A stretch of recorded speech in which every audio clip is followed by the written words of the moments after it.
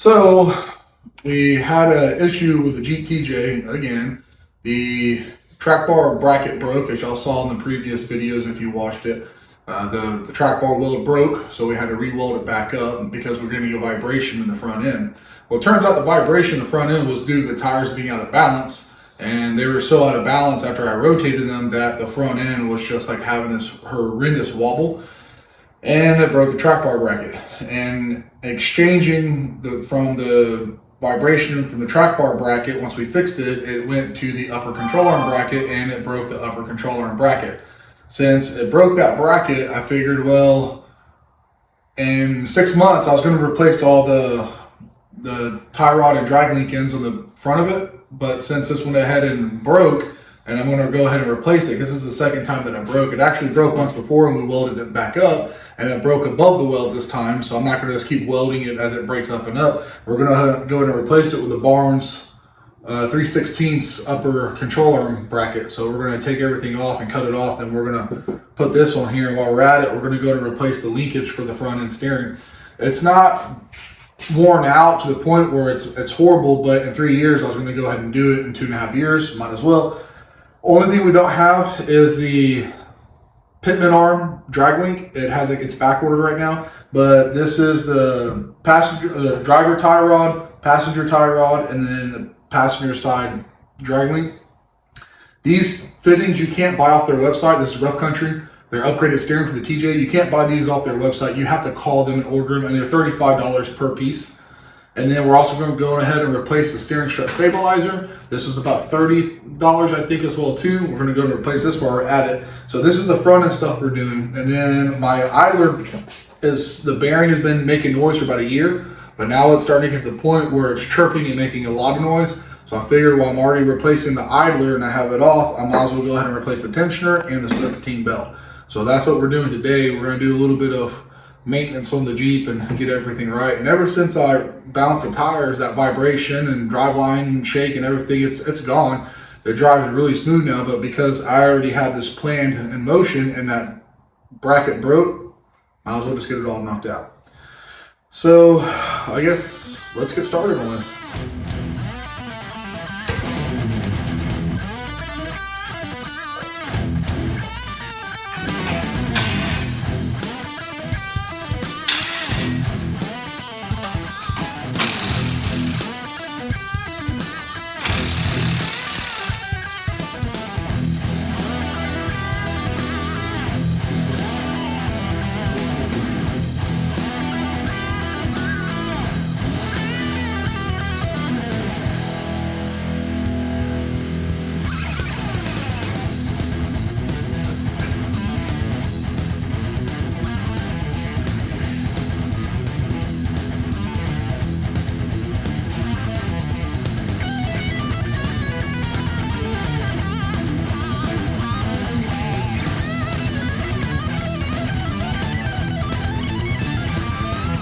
These stabilizers are still good. It still takes a lot of force to get it to move, so we might just go ahead and put it back on and save this for another day. That's good to know. Stabilizer's not worn out, so no point in replacing it today. So I'm going to put it back in this box and hold on to it.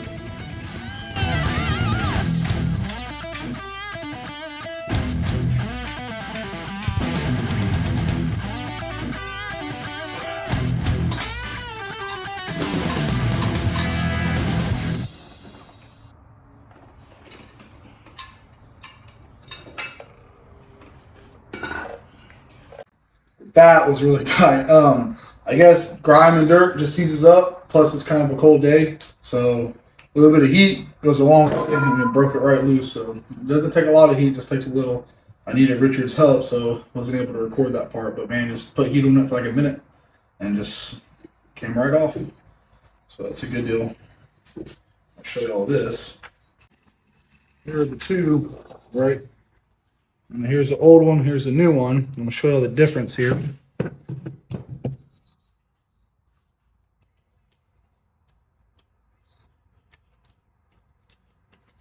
No resistance at all.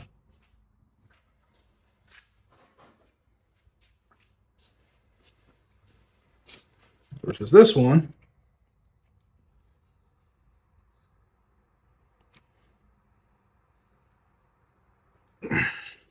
Quite a bit of resistance versus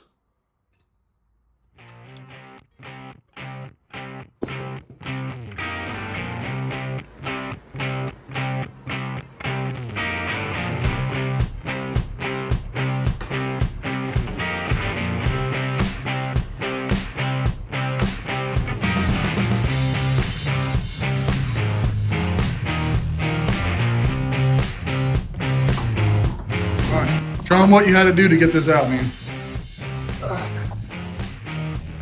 Use a trusty tension cheater bar and use a pipe wrench.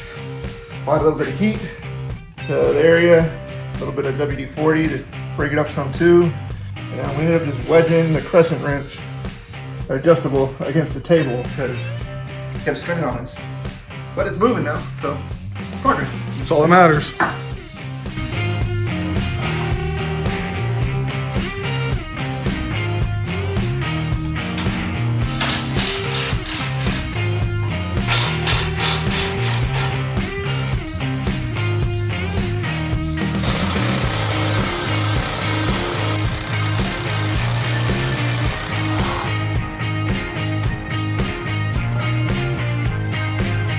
Here's your problem.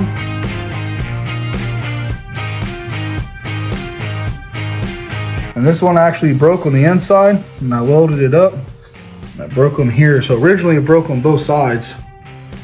Don't judge the weld. I know what y'all are thinking. I don't care. The weld didn't break. It broke above the weld. Well, the weld, it doesn't matter. The weld didn't break. The original crack is good. Broke above the weld. Ugly or not, it held. Okay, so that out the way from all you judgmental people. This is what we're going to. Little bit beefier. Going from 1/8 inch to 3/16. So a little bit beefier. And this one is folded and then flared, but there's no gussets. This one right here on the other hand, we get gussets on this one. So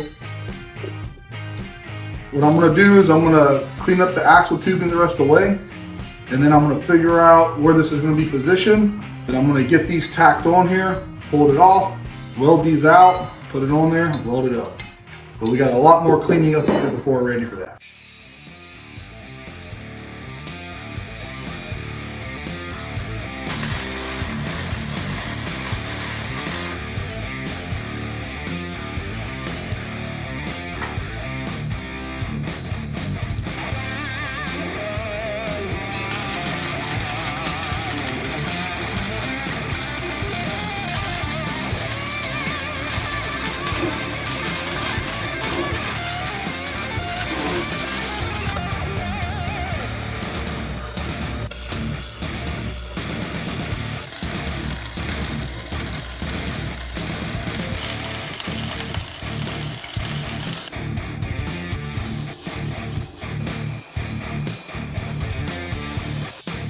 Perfect. Just gotta get it close because these are actually so long that I couldn't get full adjustment out of them. So I had to actually cut them to fit. So that way I can actually, it's the original one I had to cut. If they're too long and I couldn't do my alignment, there wasn't enough adjustment for the drag link because it would bottom out inside the tubing. Which is weird. It's a tube, but it's the thread stop, so it can't keep, because they just studded out the inner diameter of that tube. It's just a 1/4 inch wall. It's just all the way through, and they just stop the thread so far, and then it bottoms out. So this just allows me to have the amount of adjustment because I don't need like to adjust that much. I got to get a jacket that goes over just a top jacket. And if you guys are going to cut like this, make sure you have a nut already on there. That way whenever you get done cutting and you go to pull it off, it pretty much sets the threads. Because if you don't, and you mess up your cut, you could gall your threads up and not be able to get it on there. Because like there's a burr on this one right here I'm actually going to take down. I'm gonna put this back on there. I'm gonna take that burr down so it's not a problem.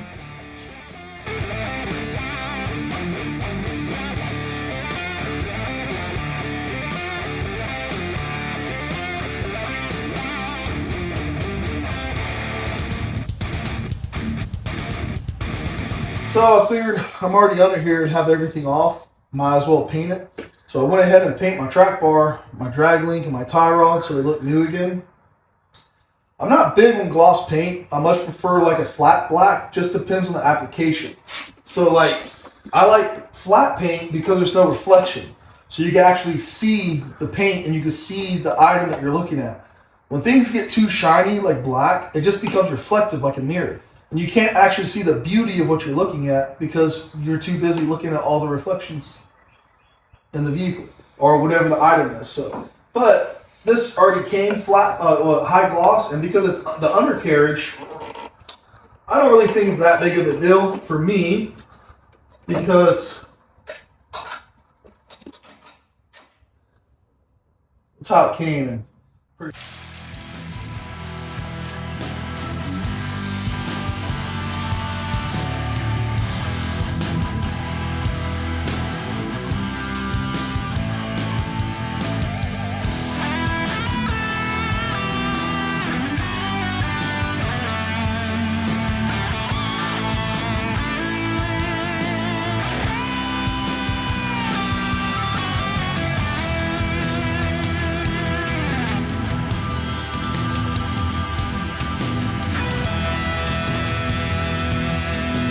Okay, what's the final measurement?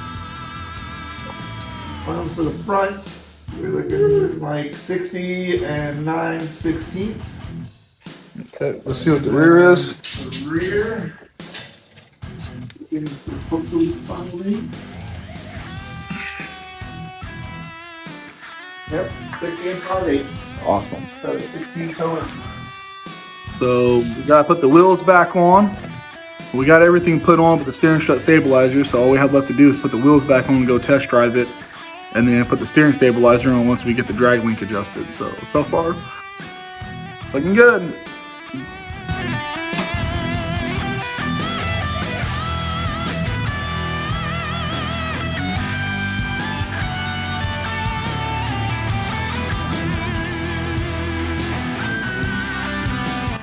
Cracks in it. So it wasn't in bad shape, but a couple spots that are brittle. You can feel it. It's a few different belts online. This is a $40 belt. That a couple like $12 ones, $20 ones, but figured we get a more expensive one. I don't know if it's gonna be better or not, but hopefully it'll last longer. She is. Honestly, I don't even think the tensioner is bad, but let's see. Oh yeah, it is. Oh yeah, that's bad. Here, both of them versus and.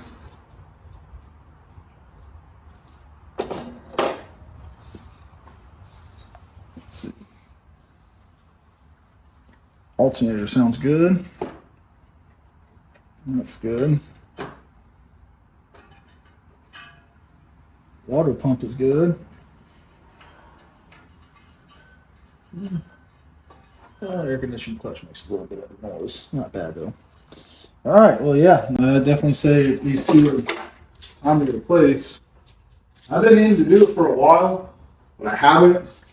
And they've been making noise for quite some time, but every time they start getting loud, they just go quiet again. So I'm like, okay. So I've been threatening to replace them for a while, but every time I'm like, that's it. This is the weekend. They're just like, shh. Hey, I'm sorry. I'll be quiet. It was all the mud. Huh? It was all the mud. Yeah. I was making them loud or making them quiet? Making them quiet, you know, they got a good mud bath. It's revitalized. Oh no, this is going to be too long to get in here. No.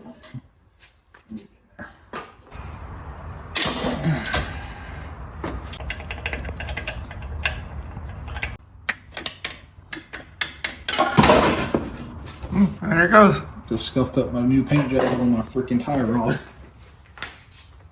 Oh. That's what Just a little dusty. Man, yeah, see.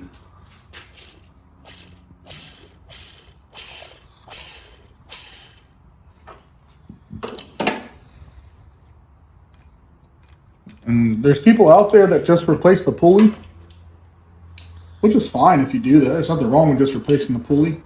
But this is like $20 and the pulley's like $12. So get a new spring, and it's just easier to do this than trying to take this apart. And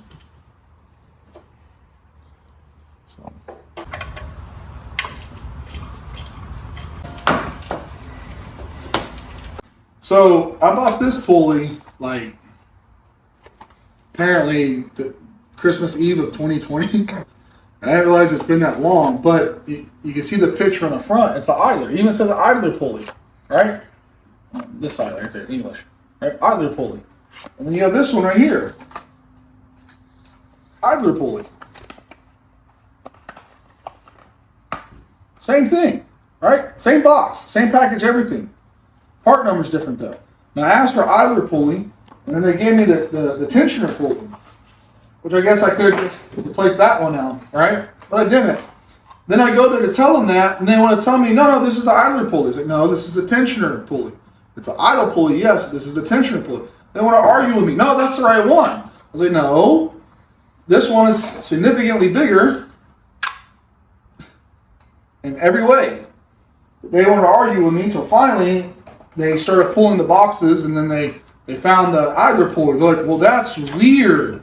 And then they're going to tell me, oh, here's, and they pull up a picture of the tensioner. They go, well, here's the pulley. This is the one you need. No, that's the tensioner. I mean, the idler. Oh, okay, here it is. And then they pulled up the idler pulley, the tensioner pulley. I was like, no, I need the idler pulley. And they finally like, I was like, the one on the box is the one that I need. They're like, oh, that's just a picture though. That's not the actual pulley.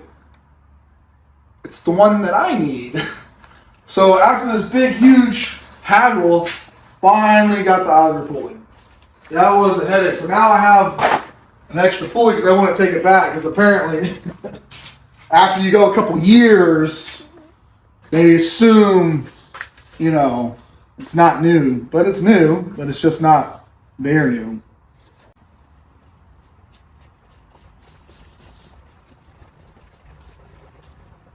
That's what I like to hear. I normally try to order my stuff online through eBay or Amazon because it's just cheaper to cut out the middleman. But going to a parts house is super convenient when you need it right now. And the whole concept was I thought that I had the right pulley. I never checked those years ago if it was the correct pulley or not. Now it turns out it was not. But just the markup on them is insane how much it costs extra. And some things I guess I like to go just to make sure I'm getting the right part. I don't have to wait like 3-4 days to come in to get the wrong part, but you save a lot of money getting it online. Which sucks because I know brick and mortar is like jobs for people, and I know that that's how they support their families and whatever. And it would just suck if everything went online because not everyone wants to have an online store. But when you have markup, and I get they have to pay their employees, they have to pay their light bill and their rent, their mortgage, and everything else. But I normally don't like paying it extra, like $3, $30, $60, $20, whatever the markup is on an item. If it's a smaller item like this, I don't mind so much. But bigger items, oh man, there's nothing worse than paying an extra $100 or more on something that you could have paid a fraction of the cost.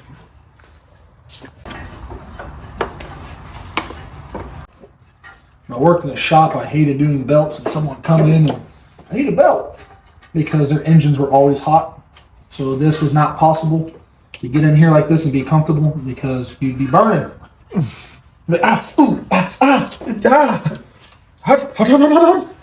you learn where all the hot spots are and you try to avoid them, The most important part taking these belts off is just remembering the way it comes off. So you have your fan in the middle, right in the way. So you have to remember, does the belt go under and up or does it go over and down?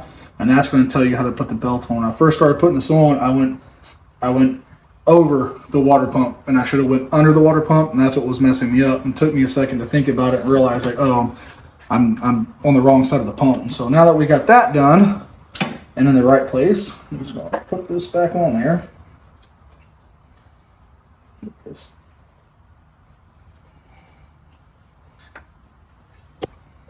Sorry. There we go. Now it's on where it should be.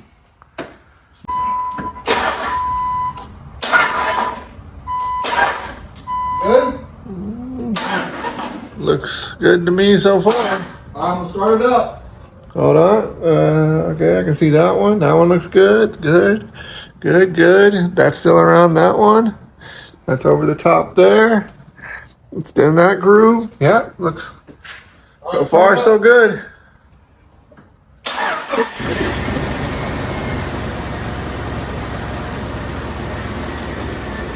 I'll take the fly off.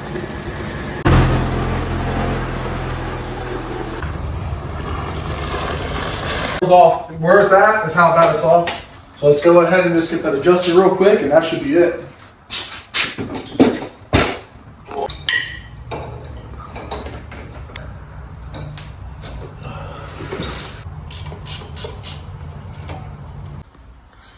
Opposite way.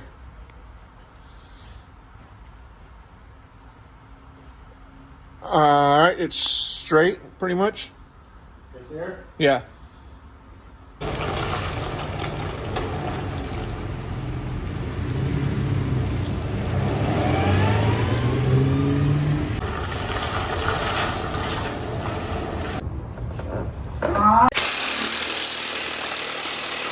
Passenger. All the way. Driver.